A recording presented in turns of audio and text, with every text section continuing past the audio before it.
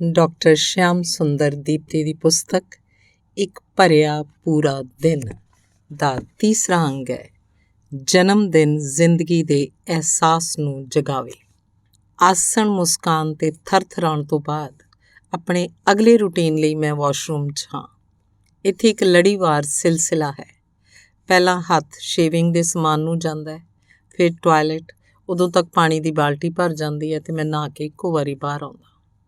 ਇਹ ਰੂਟੀਨ ਵੀ ਕੋਈ ਪੁਰਾਣਾ ਜਾਂ ਬਿਲਕੁਲ ਨਵਾਂ ਨਹੀਂ ਹੈ, ਪਰ ਹੁਣ ਬਣ ਗਿਆ ਹੈ। ਬਣਾਉਟੀ ਲੱਤ ਨੇ ਇਸ ਰੂਟੀਨ ਨੂੰ ਪੱਕਾ ਬਣਾ ਦਿੱਤਾ ਹੈ। ਇੱਕੋ ਵਾਰੀ ਸਭ ਨਿਬੇੜ ਕੇ ਆਉਣਾ, ਹਿੱਸਿਆਂ 'ਚ ਵੰਡ ਕੇ ਨਹੀਂ। ਜਿਵੇਂ ਇੱਕ ਕੰਮ, ਫਿਰ ਸੁਸਤੀ, ਫਿਰ ਦੂਸਰਾ ਕੰਮ, ਇਸੇ ਤਰ੍ਹਾਂ ਮੱਠੀ ਚਾਲ ਤੁਰਨਾ, ਇਹ ਨਹੀਂ ਕਰਦਾ। ਸ਼ੂਗਰ ਰੋਗ ਦੇ ਮੱਦੇ ਨਜ਼ਰ ਮੈਂ ਆਪਣੇ ਦਿਮਾਗ 'ਚ ਬਹੁਤ ਕੁਝ ਰਜਿਸਟਰਡ ਨਹੀਂ ਕੀਤਾ। ਪਹਿਲਾਂ ਤਾਂ ਇਹ ਹੈ ਕਿ ਮੈਨੂੰ ਸ਼ੂਗਰ ਰੋਗ ਹੈ, ਅਤੇ ਦੂਸਰਾ ਇਹ ਹੈ ਕਿ ਬਣਾਉਟੀ ਲੱਤ 'ਤੇ ਹਾਂ।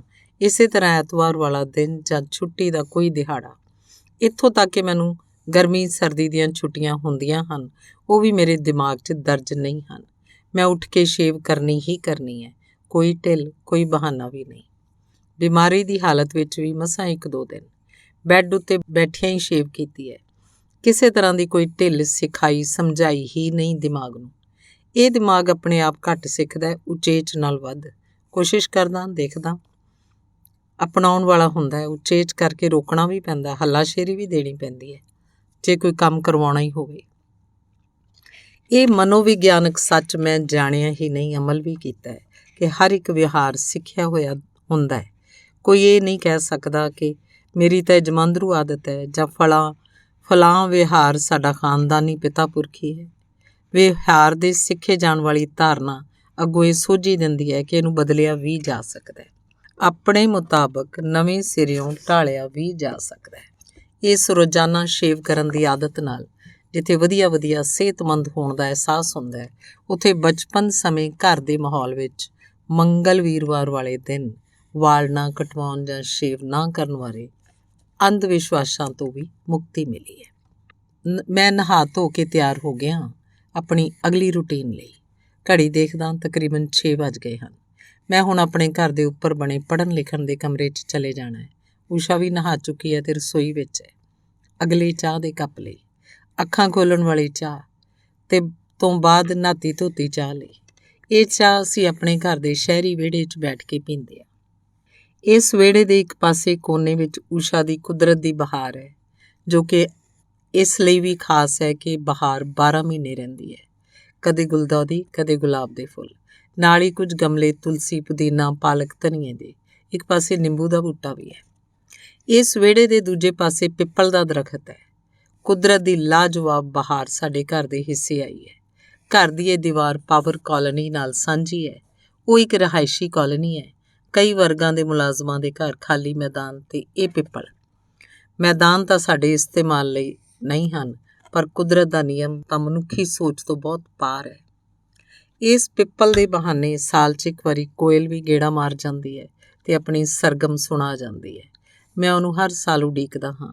ਮਧੂਮੱਖੀਆਂ ਵੀ ਆ ਕੇ ਰਸ ਭਰਪੂਰ ਛੱਤਾ ਬਣਾਉਂਦੀਆਂ ਨੇ, ਜਿਸ ਨੂੰ ਕੋਈ ਤੁਰਦਾ ਫਿਰਦਾ ਇਸ ਤਰ੍ਹਾਂ ਦੇ ਲਾਵਾਰਸ ਛੱਤੇ ਲਾਉਣ ਵਾਲਾ ਆ ਕੇ ਉਤਾਰ ਜਾਂਦਾ ਹੈ। ਕਦੇ ਸਵੇਰੇ ਸਾਡੇ ਚਾਹ ਪੀਂਦਿਆਂ ਉੱਲੂ ਵੀ ਦਿਖਦਾ ਹੈ, ਆਪਣੀ ਰਾਤ ਦੀ ਡਿਊਟੀ ਤੋਂ ਮੁੜਿਆ।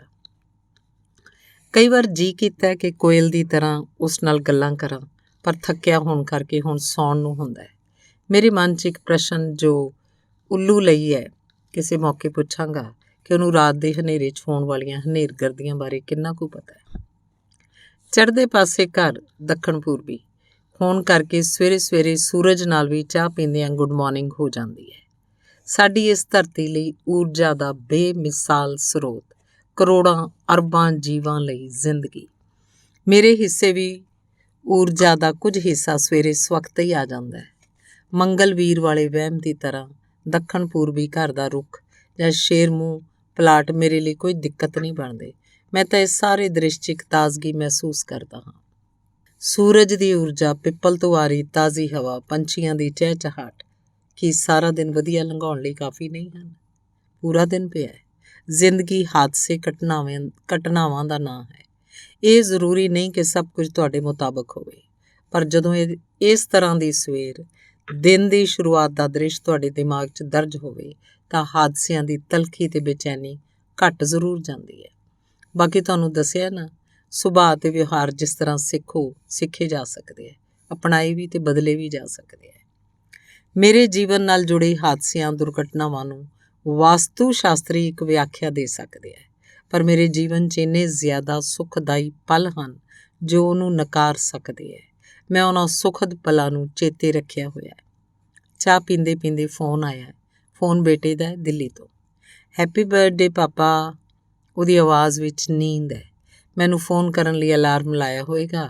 ਉਹਨੂੰ ਪਤਾ ਮੈਂ 6 ਵਜੇ ਤੱਕ ਨਹਾ ਧੋ ਕੇ ਤਿਆਰ ਹੋ ਜਾਣਾ। ਥੈਂਕ ਯੂ ਬੇਟਾ ਕਹਿ ਕਿਸੇ ਹੋਰ ਪ੍ਰਤੀਕਿਰਿਆ ਦੀ ਉਡੀਕ ਤੋਂ ਬਿਨਾਂ ਮੈਂ ਫੋਨ ਪਾਸੇ ਰੱਖ ਦਿੰਦਾ। ਬੇਟਾ ਫਿਰ ਤੋਂ ਸੌਂ ਗਿਆ ਹੋਏਗਾ। ਊਸ਼ਾ ਨੂੰ ਤਾਂ ਪਤਾ ਚੱਲ ਗਿਆ ਹੈ ਕਿ ਬੇਟੇ ਦਾ ਫੋਨ ਹੈ, ਪਰ ਥੈਂਕ ਯੂ ਸੁਣ ਕੇ ਪੁੱਛਦੀ ਹੈ, ਕਿਸ ਗੱਲ ਦਾ ਥੈਂਕ ਯੂ ਕਰ ਰਹੇ ਹੋ? ਮੈਂ ਉਸ ਵੱਲ ਮੁਸਕਰਾ ਕੇ ਦੇਖਦਾ ਹੋਇਆ ਕਹਿੰਦਾ, ਉਸੇ ਲਈ ਜਿਹਦੇ ਵਾਸਤੇ 5 ਦਿਨ ਪਹਿਲਾਂ ਤੇਰਾ ਕੀਤਾ ਸੀ, ਜਦੋਂ ਤੂੰ ਪਹਿਲੀ ਚਾਹ ਦੇ ਨਾਲ ਆਪਣੀ ਕਿਆਰੀ 'ਚੋਂ ਇੱਕ ਲਾਲ ਗੁਲਾਬ ਤੋੜ ਕੇ ਲਿਆਈ ਸੀ। ਉਹ ਸਮਝ ਜਾਂਦੀ ਹੈ, ਬੋਲਦੀ, ਅੱਛਾ ਅੱਜ 5 ਮਈ ਹੈ, ਤੁਹਾਡਾ ਦੂਸਰਾ ਜਨਮ ਦਿਨ, ਨਹੀਂ ਤੀਸਰਾ। ਮੈਂ ਉਹਨੂੰ ਦਰੁਸਤ ਕਰਦਾ। 5 ਦਿਨ ਪਹਿਲਾਂ 30 ਅਪ੍ਰੈਲ ਨੂੰ ਮੇਰਾ ਜਨਮ ਦਿਨ ਸੀ, ਜਿਸ ਦਿਨ 'ਤੇ ਊਸ਼ਾ ਨੇ ਸਭ ਤੋਂ ਪਹਿਲਾਂ ਤਾਜ਼ੇ ਫੁੱਲਾਂ ਨਾਲ ਹੈਪੀ ਬਰਥਡੇ ਕਿਹਾ ਸੀ, ਜਿਸ ਦਾ ਪੰਜਾਬੀ 'ਚ ਕੋਈ ਬਦਲਵਾਂ ਭਾਵ ਨਹੀਂ ਹੈ। ਉਸ ਦਿਨ ਕਿੰਨੇ ਸੁਨੇਹੇ ਆਉਂਦੇ ਨੇ, ਉਹ ਜਨਮ ਦਿਨ ਮੁਬਾਰਕ ਜਾਂ ਅਜੋਕੇ ਪਰਿਪੇਖ HBD ਹੁੰਦਾ ਹੈ, ਅਤੇ ਈ-ਮੋਲੀ ਦੇ ਰੂਪ ਵਿੱਚ ਗੁਲਦਸਤੇ ਵੀ ਹੁੰਦੇ ਹੈ। ਹੈਪੀ ਸ਼ਬਦ ਦਾ ਪੰਜਾਬੀ ਭਾਵ ਵਾਲਾ ਸੁਨੇਹਾ, ਜਨਮ ਦਿਨ ਦੀਆਂ ਖੁਸ਼ੀਆਂ ਵਾਲਾ ਸੁਨੇਹਾ ਕੋਈ ਨਹੀਂ ਹੁੰਦਾ। 30 ਅਪ੍ਰੈਲ ਮੇਰਾ ਜਨਮ ਦਿਨ ਹੈ ਨਹੀਂ, ਭਾਵੇਂ ਸਕੂਲ ਦੇ ਸਰਟੀਫਿਕੇਟਾਂ ਅਤੇ ਹੋਰ ਸਰਕਾਰੀ ਕਾਗਜ਼ਾਂ 'ਚ ਇਹੀ ਦਰਜ ਹੈ। ਜਦੋਂ ਮਾਂ ਜਿਉਂਦੀ ਸੀ ਉਹ ਕਹਿੰਦੀ ਹੁੰਦੀ ਸੀ ਮੇਰਾ ਜਨਮ ਦਿਨ ਕੱਤੇ ਮਹੀਨੇ ਦੀ 7 ਤਰੀਕ ਨੂੰ ਹੋਇਆ ਸੀ। ਕਾਫੀ ਸਮਾਂ ਮੇਰੇ ਨਾਲ ਰਹੀ ਤਾਂ ਉਸ ਦਿਨ ਕੁਝ ਮਿੱਠਾ ਵੀ ਬਣਾ ਲੈਂਦੀ। ਭਾਵੇਂ ਮੇਰੇ ਦਿਮਾਗ 'ਚੋਂ ਇਹ ਵਿਸਰ ਜਾਂਦਾ ਰਿਹਾ। ਦੇਸੀ ਮਹੀਨਿਆਂ ਦਾ ਥੋੜ੍ਹਾ ਬਹੁਤ ਗਿਆਨ ਹੈ, ਪਰ ਰੂਟੀਨ ਨਹੀਂ ਤਾਂ ਉਹ ਦਿਨ ਅੱਗੇ ਪਿੱਛੇ ਹੋ ਜਾਂਦਾ ਰਿਹਾ। ਹੁਣ ਜੋ ਮੈਂ ਊਸ਼ਾ ਨੂੰ ਕਿਹਾ ਅੱਜ 5 ਮਈ ਮੇਰਾ ਤੀਸਰਾ ਜਨਮ ਦਿਨ ਹੈ, ਇਹ ਮਾਰਕਸ ਦਾ ਜਨਮ ਦਿਹਾੜਾ ਹੈ। 30 ਅਪ੍ਰੈਲ ਦੇ ਜਨਮ ਦੀ ਗਾਥਾ ਉਂਝ ਮੇਰੇ ਲਈ ਅਜੀਬ ਜਾਂ ਨਵੇਕਲੀ ਨਹੀਂ ਹੈ। ਮੇਰੇ ਸਮੇਂ 'ਚ ਪੈਦਾ ਹੋਏ ਬਹੁਤੇ ਬੱਚਿਆਂ ਨਾਲ ਇਹ ਵਾਪਰਿਆ ਹੈ। ਆਪਣੇ ਬਾਰੇ ਜੋ ਮੈਂ ਕਿਆਸ ਲਾਉਣਾ, ਜਦੋਂ ਪਿਤਾ ਜੀ ਸਕੂਲੇ ਮੇਰਾ ਦਾਖਲਾ ਕਰਾਉਣ ਗਏ ਹੋਣਗੇ ਤਾਂ ਕੱਤੇ ਮਹੀਨੇ ਦੇ ਜਨਮ ਮੁਤਾਬਕ ਅਕਤੂਬਰ-ਨਵੰਬਰ। ਮੈਂ ਸਕੂਲ ਦਾਖਲੇ ਦੀ 6 ਸਾਲ ਦੀ ਉਮਰ ਤੋਂ 6 ਮਹੀਨੇ ਛੋਟਾ ਹੋਣ ਕਰਕੇ ਅਧਿਆਪਕ ਨੇ ਮੈਨੂੰ 6 ਸਾਲਾਂ ਦਾ ਬਣਾ ਕੇ ਅਪ੍ਰੈਲ ਦੀ 30 ਲਿਖ ਕੇ ਦਾਖਲ ਕਰ ਲਿਆ ਹੋਵੇਗਾ। ਉਂਝ ਮੈਨੂੰ ਇਹ ਵੀ ਅਹਿਸਾਸ ਹੈ ਕਿ ਪਿਤਾ ਜੀ ਨੂੰ ਮੇਰੇ ਕੱਤੇ ਮਹੀਨੇ ਵਾਲੀ ਤਰੀਕ ਵੀ ਚੇਤੇ ਨਹੀਂ ਹੋਣੀ। 8 ਭੈਣ ਭਰਾਵਾਂ ਵਾਲੇ ਪਰਿਵਾਰ 'ਚ, ਨਾਲੇ ਸੰਘਰਸ਼ ਭਰਿਆ ਜੀਵਨ, ਪਾਕਿਸਤਾਨ ਤੋਂ ਉੱਜੜ ਕੇ ਇੱਥੇ ਪੈਰ ਜਮਾਉਣ ਦੀ ਲੜਾਈ, ਸਵੇਰੇ 4 ਵਜੇ ਉੱਠ ਕੇ ਰਾਤੀ 10-11 ਵਜੇ ਤੱਕ ਇੱਕ ਛੋਟੀ ਜਿਹੀ ਕਰਿਆਨੇ ਦੀ ਦੁਕਾਨ ਤੋਂ ਸ਼ੁਰੂ ਕੀਤਾ ਕੰਮ ਕਿ ਘਰ ਦਾ ਚੁੱਲ੍ਹਾ ਬਲਦਾ ਰਹੇ। ਪਰ ਹੁਣ 30 ਅਪ੍ਰੈਲ ਨੂੰ ਹੀ ਪ੍ਰਵਾਨਗੀ ਹੈ, ਜਨਤਕ ਤੇ ਸਰਕਾਰੀ ਤੌਰ 'ਤੇ ਰਿਟਾਇਰ ਵੀ ਇਸੇ ਤਰੀਕ ਨੂੰ ਹੋਇਆ। ਜਨਮ ਤਾਰੀਖ ਦੇ ਇਸ ਅਪ੍ਰੈਲ ਮਹੀਨੇ ਨੂੰ ਲੈ ਕੇ ਮੇਰੇ ਕੋਲ ਇੱਕ ਹੋਰ ਨਵੇਕਲਾ ਅਹਿਸਾਸ ਹੈ, ਅਜੀਬ ਜਿਹਾ। ਸ਼ਾਇਦ 6ਵੀਂ ਜਮਾਤ 'ਚ ਹੋਵਾਂਗਾ। ਬਾਬਾ ਨਾਨਕ ਬਾਰੇ ਲੇਖ ਪੜ੍ਹਿਆ ਕਿਤਾਬ ਵਿੱਚ। ਉਸ ਵਿੱਚ ਜਨਮ ਮਿਤੀ ਅਪ੍ਰੈਲ ਦੀ ਸੀ। ਫਿਰ ਜਦੋਂ ਸੋਝੀ ਆਈ, ਕੁਝ ਲਿਖਣਾ ਪੜ੍ਹਨਾ ਸ਼ੁਰੂ ਕੀਤਾ। ਇਸ ਤਰ੍ਹਾਂ ਸੋਚਣ ਲੱਗਿਆ ਅਤੇ ਬਾਬੇ ਨਾਨਕ ਦਾ ਜਨਮ ਦਿਨ ਨਿਰੰਤਰ ਨਵੰਬਰ 'ਚ ਮੰਨਦਾ ਵੇਖਿਆ, ਕੱਤੇ ਮਹੀਨੇ ਦੀ ਪੂਰਨਮਾਸ਼ੀ। ਬਾਬੇ ਨਾਨਕ ਦੇ ਜਨਮ ਦਿਨ ਦੇ ਸੱਚ ਨੂੰ ਲੈ ਕੇ ਇੱਕ ਸੈਮੀਨਾਰ ਵਿੱਚ ਬਹਿਸ ਵੀ ਸੁਣੀ, ਪਰ ਅਜੇ ਵੀ ਇਹ ਚਰਚਾ ਦਾ ਵਿਸ਼ਾ ਹੈ। ਇੱਕ ਗੱਲ ਇਹ ਵੀ ਕਹੀ ਜਾਂਦੀ ਹੈ ਕਿ ਅਪ੍ਰੈਲ ਮਹੀਨਾ ਜਿਨ੍ਹਾਂ ਵੈਦਿਕ ਰਾਸ਼ੀਆਂ ਤਹਿਤ ਆਉਂਦਾ ਹੈ, ਕੱਤੇ ਦੇ ਮਹੀਨੇ ਦੇ ਮੁਕਾਬਲੇ ਕੁਝ ਵਧੀਆ ਸ਼ਗਨਾਂ ਵਾਲਾ ਨਹੀਂ ਹੈ। ਇਸ ਲਈ ਬਾਬਾ ਨਾਨਕ ਦੇ ਪੈਰੋਕਾਰਾਂ ਨੇ ਮਿਲ ਬੈਠ ਇੱਕ ਵਧੀਆ ਦਿਨ ਤੇ ਮਹੀਨਾ ਤੈਅ ਕੀਤਾ। ਜੋ ਵੀ ਹੈ, ਮੈਂ ਕੱਤੇ 'ਚ ਪੈਦਾ ਹੋਇਆ, ਪਰ ਮੈਨੂੰ ਅਪ੍ਰੈਲ ਮਹੀਨਾ ਮਿਲਿਆ ਯਾਦ ਕਰਨ ਨੂੰ ਜਾਂ ਲੋਕਾਂ ਵੱਲੋਂ ਮੈਨੂੰ ਚੇਤੇ ਕਰਵਾਉਣ ਲਈ। ਪਰ ਮੇਰੀ ਤਾਂ ਇਹਨਾਂ ਗ੍ਰਹਿ ਰਾਸ਼ੀਆਂ ਆਦਿ ਵਿੱਚ ਬਿਲਕੁਲ ਹੀ ਵਿਸ਼ਵਾਸ ਨਹੀਂ ਹੈ। ਇਹ ਤਾਂ ਬਸ ਮੇਰੀ ਐਵੇਂ ਇੱਧਰ ਉੱਧਰ ਦੇ ਵਿਚਾਰਾਂ ਨੂੰ ਜੋੜਨ ਤੇ ਨਵੀਆਂ ਵਿਆਖਿਆਵਾਂ ਤਲਾਸ਼ਣ ਦੀ ਇੱਕ ਆਦਤ ਹੈ। ਕਿਸੇ ਵੀ ਤਰ੍ਹਾਂ ਦੇ ਵਹਿਮ ਭਰਮ ਭੰਬਲ ਭੂਸੇ ਨੂੰ ਆਪਣੇ ਆਪ ਤੋਂ ਦੂਰ ਰੱਖਣ ਦੀ ਕੋਸ਼ਿਸ਼ ਕੀਤੀ ਹੈ। ਕਹਿ ਸਕਦਾ ਕਿ ਕਾਮਯਾਬ ਵੀ ਹੋਇਆ।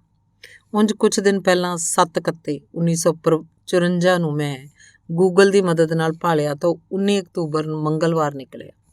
ਹੁਣ ਕੀ ਮੈਂ ਇਹਨੂੰ ਯਾਦ ਕਰ ਲਵਾਂ ਅਤੇ ਮਾਂ ਦੇ ਕੱਤੇ ਵਾਲੇ ਦਿਨ ਨੂੰ ਭੁੱਲ ਜਾਵਾਂ? ਨਹੀਂ, ਇਹ ਠੀਕ ਨਹੀਂ। ਜੇ ਚੇਤੇ ਹੀ ਰੱਖਣਾ ਤਾਂ ਫਿਰ 7 ਕੱਤੇ ਹੀ ਸਹੀ, ਅਤੇ ਮਾਂ ਨੂੰ ਵੀ ਨਾਲ ਹੀ ਯਾਦ ਕੀਤਾ ਜਾਏਗਾ। ਇਹਨਾਂ ਵਹਿਮਾਂ ਭਰਮਾਂ ਤੋਂ ਮੁਕਤ ਜ਼ਿੰਦਗੀ ਜੀਣ ਹੰਢਾਉਣ ਵਾਲੀ ਸੋਚ ਪਿੱਛੇ ਇੱਕ ਹੋਰ ਹਸਤੀ ਵੀ ਹੈ, ਜਿਹਦਾ ਅੱਜ ਜਨਮ ਦਿਨ ਹੈ, ਕਾਰਲ ਮਾਰਕਸ, ਜਿਹਦੇ ਜਨਮ ਦਿਹਾੜੇ ਨੂੰ ਮੈਂ ਆਪਣਾ ਤੀਸਰਾ ਜਨਮ ਦਿਨ ਕਹਿੰਦਾ ਅਤੇ ਪਿਛਲੇ ਕੁਝ ਕੁ ਸਾਲਾਂ ਤੋਂ ਘਰੇ ਬੱਚਿਆਂ ਨਾਲ ਰਲ ਕੇ ਕੇਕ ਕੱਟਦਾ। ਇਸ ਬਾਰੇ ਜਨਤਕ ਤੌਰ 'ਤੇ ਕਿਸੇ ਨੂੰ ਨਹੀਂ ਪਤਾ। ਇਹ ਲਿਖਤ ਪੜ੍ਹਨ ਮਗਰੋਂ ਭਾਵੇਂ ਵਾਕਫ ਹੋ ਜਾਣ। ਇਸ ਦਿਨ ਮੇਰੇ ਮਨ ਵਿੱਚ ਕੁਝ ਇਸ ਤਰ੍ਹਾਂ ਦਾ ਖਿਆਲ ਆਇਆ। ਜਦੋਂ ਸਾਲ 1976 'ਚ ਮੈਨੂੰ ਸ਼ੂਗਰ ਹੋਣ ਦੀ ਪੁਸ਼ਟੀ ਹੋਈ ਤਾਂ ਪੱਕਾ ਯਾਦ ਨਹੀਂ ਕਿਹੜੀ ਤਾਰੀਖ ਤੇ ਮਹੀਨਾ ਸੀ, ਸ਼ਾਇਦ ਮਈ ਜਾਂ ਜੂਨ। ਪਰ ਇੱਕ ਗੱਲ ਪੱਕੀ ਹੈ ਕਿ ਸਰਦੀ ਨਹੀਂ ਸੀ। ਉਹਦੇ ਚੱਲਦੇ ਇਲਾਜ ਸ਼ੁਰੂ ਹੋਇਆ। ਸੰਨ 78 'ਚ ਆਪਣੇ MBBS ਦੇ ਆਖਰੀ ਵਰ੍ਹੇ ਮੈਡੀਸਨ ਦੀ ਪੜ੍ਹਾਈ ਦੌਰਾਨ ਅੰਤਰਰਾਸ਼ਟਰੀ ਪੱਧਰ ਦੀ ਡੇਵਿਡਸਨ ਦੀ ਮੈਡੀਸਨ ਦੀ ਕਿਤਾਬ ਵਿੱਚੋਂ ਸ਼ੂਗਰ ਰੋਗ ਦਾ ਵਿਸ਼ਾ ਇਮਤਿਹਾਨ ਲਈ ਤਿਆਰ ਕਰਦਿਆਂ ਇਸ ਬਿਮਾਰੀ ਦਾ ਪ੍ਰੋਗਨੋਸਿਸ ਨਤੀਜਾ ਪੜ੍ਹਿਆ ਤਾਂ ਲਿਖਿਆ ਸੀ 3 ਤੋਂ 20 ਸਾਲ। ਮਤਲਬ ਇਸ ਬਿਮਾਰੀ ਦੇ ਚੱਲਦਿਆਂ ਘੱਟ ਤੋਂ ਘੱਟ 3 ਤੇ ਵੱਧ ਤੋਂ ਵੱਧ 20 ਸਾਲ ਦੀ ਉਮਰ। ਬਿਮਾਰੀ ਦੇ ਸ਼ੁਰੂ ਵਿੱਚ ਜੋ ਇਲਾਜ ਸੁਝਾਇਆ, ਫਿਰ ਖੁਦ ਇਸ ਖੇਤਰ ਨਾਲ ਜੁੜ ਕੇ ਵਾਧਾ ਘਾਟਾ ਕੀਤਾ ਤੇ ਫਿਰ ਜਿਵੇਂ ਜਿਵੇਂ ਜਾਣਕਾਰੀ ਉਪਲਬਧ ਹੁੰਦੀ ਗਈ, ਸੋਚ ਬਦਲਦੀ ਗਈ ਤੇ ਜੀਵਨ ਤੋਰਨਾ ਸ਼ੁਰੂ ਕੀਤਾ। ਜੋ ਮੈਂ ਵਿਸ਼ੇਸ਼ ਆਪਣੇ ਤੌਰ 'ਤੇ ਉਚੇਚ ਕੀਤਾ ਉਹ ਸੀ ਕਿ ਇਸ ਬਿਮਾਰੀ ਨੂੰ ਆਪਣੇ ਦਿਮਾਗ 'ਚ ਰਜਿਸਟਰਡ ਨਹੀਂ ਕੀਤਾ। ਦਿਮਾਗ ਨੂੰ ਪੜ੍ਹਾਇਆ, ਸਮਝਾਇਆ, ਸਿਖਾਇਆ ਮੈਂ ਬਿਮਾਰ ਨਹੀਂ ਹਾਂ। 20 ਸਾਲ ਲੰਘ ਗਏ ਤਾਂ ਚੇਤ 'ਚ ਪਈ ਮੈਡੀਸਨ ਵਾਲੀ ਕਿਤਾਬ ਮੱਧ ਦਾ ਖਿਆਲ ਆਇਆ। ਲੱਗਿਆ ਉਹ ਸਮਾਂ ਤਾਂ ਲੰਘ ਗਿਆ ਹੈ ਤੇ ਸਭ ਕੁਝ ਠੀਕ ਠਾਕ ਹੈ। ਇਨੀ ਦਿਨੀ ਸਬੱਬੀ ਮੇਰੇ ਹੱਥ ਇੱਕ ਕਿਤਾਬ ਪਹੁੰਚੀ, 10 ways to boost your immune system। ਇਸ ਕਿਤਾਬ 'ਚੋਂ ਲੰਘਿਆ ਤਾਂ ਇਹਨੇ ਮੈਨੂੰ ਬਹੁਤ ਪ੍ਰਭਾਵਿਤ ਕੀਤਾ। ਇਹਦੇ ਮੁੱਖ ਮੁੱਦੇ ਸਨ ਖੁਰਾਕ, ਸਰਗਰਮੀ, ਆਪਸੀ ਰਿਸ਼ਤੇ ਤੇ ਮਨ ਦੀ ਸ਼ਾਂਤੀ। ਇਮਿਊਨ ਸਿਸਟਮ ਬਾਰੇ ਕਮਾਲ ਦਾ ਇਜ਼ਹਾਰ ਸੀ ਕਿ ਸਿਰਫ ਬਿਮਾਰੀਆਂ ਤੋਂ ਹੀ ਨਹੀਂ ਬਚਾਉਂਦਾ, ਬੁਢਾਪੇ ਨੂੰ ਵੀ ਠੱਲ ਪਾਉਂਦਾ ਹੈ, ਦਿਲ ਦੀਆਂ ਬਿਮਾਰੀਆਂ ਤੇ ਕੈਂਸਰ ਵਰਗੀਆਂ ਬਿਮਾਰੀਆਂ ਆਉਣ ਤੋਂ ਵੀ ਰੋਕਦਾ ਹੈ। ਜਦੋਂ ਬਿਮਾਰੀ ਨੂੰ 25 ਸਾਲ ਹੋ ਗਏ, ਮਤਲਬ ਸ਼ੂਗਰ ਰੋਗ ਨਾਲ ਸਿਲਵਰ ਜੁਬਲੀ ਤੇ ਸਿਹਤ ਪੱਖੋਂ ਕੋਈ ਅਜਿਹੀ ਸਮੱਸਿਆ ਨਹੀਂ ਜਾਪੀ ਜਿਹਦੇ ਲਈ ਸ਼ੂਗਰ ਰੋਗ ਜ਼ਿੰਮੇਵਾਰ ਹੋਵੇ, ਤਾਂ ਮੇਰੇ ਦਿਮਾਗ 'ਚ ਇਮਿਊਨਿਟੀ ਬੂਸਟਰ ਵਾਲੀ ਪੁਸਤਕ ਵੀ ਘੁੰਮਦੀ ਸੀ। ਮੈਂ ਉਹਦੇ ਪਿਛੋਕੜ 'ਚ ਸੋਚਣਾ ਸ਼ੁਰੂ ਕੀਤਾ ਕਿ ਇਹਨਾਂ 25 ਸਾਲਾਂ ਦੌਰਾਨ ਉਹ ਕਿਹੜੇ ਬੂਸਟਰ ਹਨ ਜਿਨ੍ਹਾਂ ਕਰਕੇ ਮੈਂ ਠੀਕ ਠਾਕ ਤੁਰਿਆ ਭੱਜਿਆ ਫਿਰਦਾ। ਉਸ ਕਿਤਾਬ 'ਚ ਦਰਜ ਸਾਰੇ ਪੱਖਾਂ ਦੇ ਸੰਦਰਭ 'ਚ ਸੋਚਣਾ ਸ਼ੁਰੂ ਕੀਤਾ ਤੇ ਕੁਝ ਕੁ ਪਹਿਲੂਆਂ ਦੀ ਨਿਸ਼ਾਨਦੇਹੀ ਕੀਤੀ ਤਾਂ ਉਸ ਵਿੱਚੋਂ ਜੋ ਇੱਕ ਉੱਭਰਵਾਂ ਨਾਮ ਮੇਰੇ ਦਿਮਾਗ 'ਚ ਆਇਆ ਉਹ ਸੀ ਕਾਰਲ ਮਾਰਕਸ। ਯਕੀਨਨ ਹੀ ਉਹਦੀ ਵਿਚਾਰਧਾਰਾ ਜਿਹਨੇ ਮੇਰੀ ਸਮਝ ਨੂੰ ਇੱਕ ਨਵੀਂ ਦਿਸ਼ਾ, ਇੱਕ ਵੱਖਰੀ ਗਤੀ ਤੇ ਜ਼ਿੰਦਗੀ ਨੂੰ ਵਿਗਿਆਨਕ ਤਰਜ਼ 'ਤੇ ਜਿਉਣ ਦਾ ਹੌਸਲਾ ਦਿੱਤਾ। ਇੱਕ ਹਿੰਮਤ ਵਾਲਾ ਹੱਥ, ਇੱਕ ਥਾਪੜਾ, ਇੱਕ ਕਾਰਗਰ ਤੌਰ ਤਰੀਕਾ ਜਿਹਦੀ ਸਭ ਨੂੰ ਲੋੜ ਹੁੰਦੀ ਹੈ, ਉਹ ਮੈਨੂੰ ਮਿਲਿਆ ਮਾਰਕਸ ਦੇ ਰੂਪ ਵਿੱਚ। ਇਸ ਲਈ ਮੈਂ ਮਾਰਕਸ ਦੇ ਜਨਮ ਦਿਨ ਨੂੰ ਆਪਣਾ ਜਨਮ ਦਿਨ ਸਮਝ ਕੇ ਮਨਾਉਣ ਦਾ ਫੈਸਲਾ ਕੀਤਾ। ਚਾਹ ਪੀ ਮੈਂ ਉੱਪਰਲੇ ਕਮਰੇ 'ਚ ਜਾਣ ਨੂੰ ਪੌੜੀਆਂ ਚੜ੍ਹਨ ਲਈ ਹੋਇਆ। ਮਾਰਕਸ ਮੇਰੇ ਨਾਲ ਹੀ ਪੌੜੀਆਂ ਚੜ੍ਹ ਆਇਆ। ਮਾਰਕਸ ਨਾਲ ਮੇਰੀ ਦੋਸਤੀ ਮੈਡੀਕਲ ਕਾਲਜ ਦੇ ਦਿਨਾਂ 'ਚ ਹੀ ਹੋ ਗਈ। MBBS ਤੋਂ ਫੌਰੀ ਬਾਅਦ ਮੈਂ ਹਾਊਸ ਜੌਬ ਕਰਦਾ ਸੀ। ਵਿਦਿਆਰਥੀ ਜੀਵਨ 'ਚ ਮੇਰੀ ਸਾਂਝ ਪਈ ਪਟਿਆਲਾ ਦੇ ਇੱਕ ਸਥਾਨਕ ਲੜਕੇ ਪ੍ਰੇਮ ਖੋਸਲੇ ਨਾਲ। ਕਵਿਤਾ ਵੀ ਇੱਕ ਮਾਧਿਅਮ ਸੀ ਜੋ ਕਿ 9ਵੀਂ ਤੋਂ ਲਿਖਣੀ ਸ਼ੁਰੂ ਕੀਤੀ ਸੀ। ਇੱਥੇ ਆ ਕੇ ਉਹ ਗੱਭਰੂ ਹੋਈ, ਸਿਆਣੀ ਨਹੀਂ ਹੋਈ। ਪ੍ਰੇਮ ਖੋਸਲਾ ਆਪ ਭਾਵੇਂ ਨਹੀਂ ਸੀ ਲਿਖਦਾ, ਪਰ ਜਦੋਂ ਵੀ ਦੋਸਤਾਂ 'ਚ ਬੈਠਦਾ ਕੋਈ ਨਾ ਕੋਈ ਪ੍ਰੇਮ ਕਵਿਤਾ ਸੁਣਾ ਦਿੰਦਾ। ਮੈਂ ਤਾਂ ਕੱਚਾ ਪੱਕਾ ਜੋਸ਼ੀ ਖੁਦ ਲਿਖ ਰਿਹਾ ਸੀ। ਫਿਰ ਖੋਸਲੇ ਨੇ ਕੋਰਸ ਖਤਮ ਹੁੰਦੇ ਹੁੰਦੇ ਕਿਹਾ, ਛੱਡੇ ਲਵ ਪੋਇਟਰੀ, ਸਮਾਜ 'ਚ ਦੇਖ, ਉਸ ਬਾਰੇ ਲਿਖ। ਮੈਂ ਬੜੇ ਹੀ ਸਧਾਰਨ ਪਰਿਵਾਰ ਦੀ ਆਮ ਵਿਚਾਰਧਾਰਾ ਵਾਲੇ, ਇੰਜ ਕਹਿ ਲਓ ਕੋਈ ਵੀ ਵਿਚਾਰਧਾਰਾ ਨਾ ਹੋਣਾ ਤੋਂ ਆਇਆ ਸੀ। ਨਿਮਨ ਮੱਧ ਵਰਗੀ ਪਰਿਵਾਰ ਪਾਕਿਸਤਾਨ 'ਚ ਰਹਿੰਦਿਆਂ ਕੁਝ ਬਿਹਤਰ ਸੀ। ਜਿਵੇਂ ਦੱਸਦੇ ਸੀ, ਇੱਕ ਟਿਕਾਣਾ ਹੋਣ ਦਾ ਅਹਿਸਾਸ ਵੀ ਬਹੁਤ ਵੱਡੀ ਰਾਹਤ ਹੁੰਦਾ ਹੈ। ਇੱਥੇ ਖਾਲੀ ਹੱਥ ਭਟਕਣ, ਸ਼ਰਨਾਰਥੀ ਕੈਂਪਾਂ 'ਚ ਰਹਿੰਦੇ ਰਿਫਿਊਜੀ ਵਜੋਂ ਪਛਾਣ ਬਣੀ। ਲਹਿੰਦੇ ਪੰਜਾਬ ਦੀ ਬੋਲੀ ਤੇ ਉਸ ਵਿੱਚੋਂ ਵੀ ਰਿਆਸਤ ਬਹਾਵਲਪੁਰ ਦੀ ਬੋਲੀ। ਸਕੂਲ 'ਚ ਵੀ ਸਾਥੀ ਇੱਕ ਅੱਧ ਅੱਖਰ ਬੋਲੇ ਜਾਣ ਤੇ ਝੱਟ ਪਛਾਣ ਜਾਂਦੇ। ਸਾਹਿਤ ਪ੍ਰਤੀ ਖਿੱਚ ਤੇ ਲਗਾਅ ਸਕੂਲੀ ਉਮਰੇ ਸ਼ੁਰੂ ਹੋ ਗਿਆ ਸੀ। ਉਹ ਘਟਦਾ ਵੱਧਦਾ ਰਿਹਾ। MBBS ਪੂਰੀ ਕੀਤੀ ਤਾਂ ਪਹਿਲੀ ਵਾਰੀ ਸਾਹਿਤ ਸੰਗਮ ਬਠਿੰਡਾ ਵਿੱਚ ਲੇਖਕਾਂ ਦਰਮਿਆਨ ਕਵਿਤਾਵਾਂ ਸੁਣਾਈਆਂ। ਮਸਾਂ ਸਾਲ ਹੀ ਰਿਹਾ ਹੋਵੇਗਾ ਤੇ ਫਿਰ ਤੋਂ ਪਟਿਆਲੇ ਹਾਊਸ ਜੌਬ ਕਰਨ ਲਈ। ਉੱਥੇ 1980 'ਚ ਪ੍ਰੇਮ ਖੋਸਲਾ ਮੈਨੂੰ ਇੱਕ ਦਿਨ ਪ੍ਰੋਗਰੈਸਿਵ ਸਟੱਡੀ ਸਰਕਲ 'ਚ ਲੈ ਗਿਆ। ਮੈਡੀਕਲ ਕਾਲਜ ਦੇ ਰਜਿਸਟਰਾਰ ਕੁਆਟਰਾਂ 'ਚ ਡਾਕਟਰ ਪਿਆਰਾ ਲਾਲ ਗਰਗ ਦੇ ਘਰ। ਇੱਥੇ ਹਰ ਸ਼ਨੀਵਾਰ ਤਕਰੀਬਨ ਸਾਰੀ ਰਾਤ ਕਿਸੇ ਨਾ ਕਿਸੇ ਵਿਸ਼ੇ ਨੂੰ ਤੇ ਕਿਸੇ ਵਿਸ਼ਵ ਪੱਧਰੀ ਸਮਾਜਿਕ ਰਾਜਨੀਤਿਕ ਚੇਤਨਾ ਵਾਲੀ ਪੁਸਤਕ ਨੂੰ ਲੈ ਕੇ ਚਰਚਾ ਹੁੰਦੀ। ਕੋਈ ਨਾ ਕੋਈ ਵਿਦਵਾਨ ਆ ਕੇ ਗੱਲ ਕਰਦਾ। ਇੱਥੇ ਮਾਰਕਸ ਤੇ ਇੰਜਲ ਦਾ ਲਿਖਿਆ ਕਮਿਊਨਿਸਟ ਪਾਰਟੀ ਦਾ ਮੈਨੀਫੈਸਟੋ ਵਿਚਾਰਿਆ ਗਿਆ।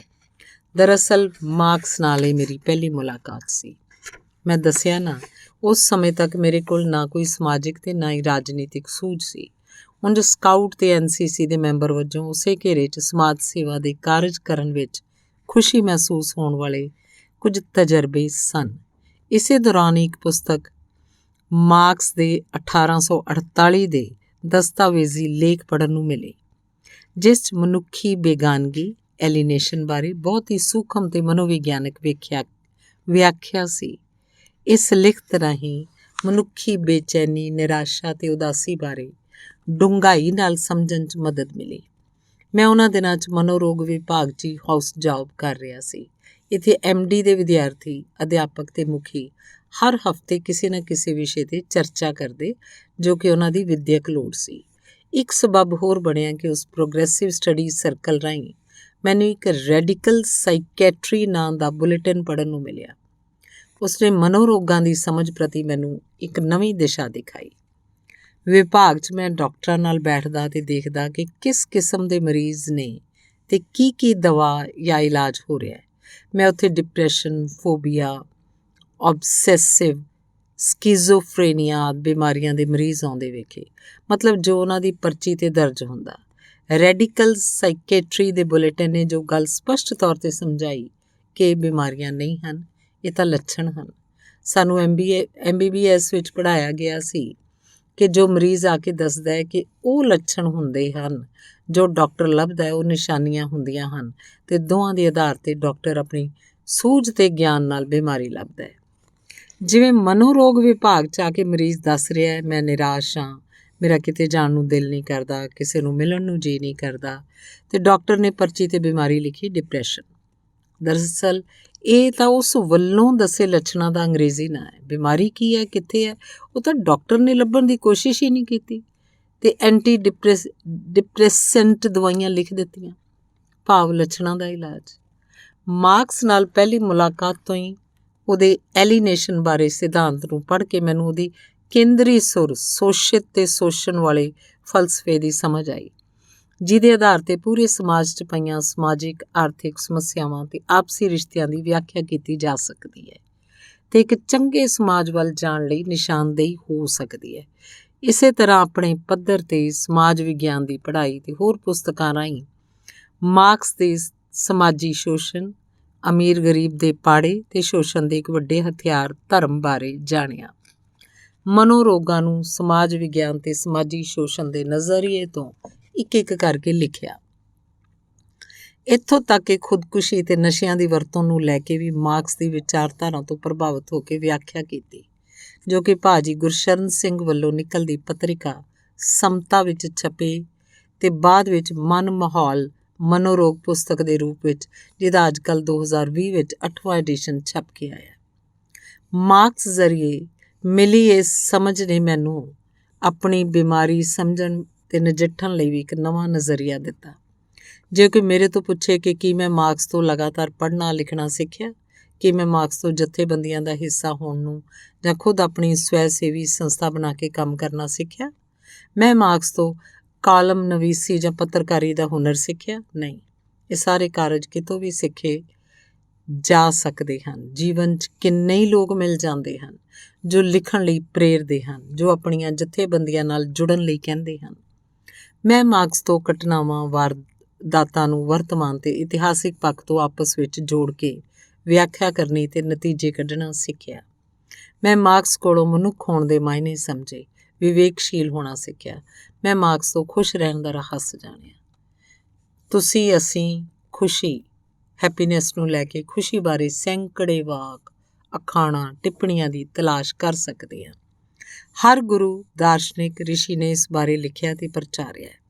ਇਹਨਾਂ ਵੱਲੋਂ ਇੱਕ ਨੁਕਤਾ ਬੜੇ ਜ਼ੋਰ ਸ਼ੋਰ ਨਾਲ ਪ੍ਰਚਾਰਿਆ ਜਾਂਦਾ ਹੈ ਕਿ ਖੁਸ਼ੀ ਤੁਹਾਡੇ ਅੰਦਰ ਹੈ, ਖੁਸ਼ੀ ਤੁਹਾਡੀ ਚੋਣ ਹੈ, ਮਤਲਬ ਖੁਸ਼ ਰਹਿਣਾ ਤੁਹਾਡੀ ਮਰਜ਼ੀ 'ਤੇ ਨਿਰਭਰ ਕਰਦਾ ਹੈ। ਮੈਂ ਇਹਨਾਂ ਸਿੱਟਿਆਂ ਨੂੰ ਲੈ ਕੇ ਖੋਜ ਕਰਨ ਤੇ ਵਿਸ਼ਲੇਸ਼ਣ ਕਰਨ ਦੀ ਕੋਸ਼ਿਸ਼ ਕੀਤੀ ਹੈ।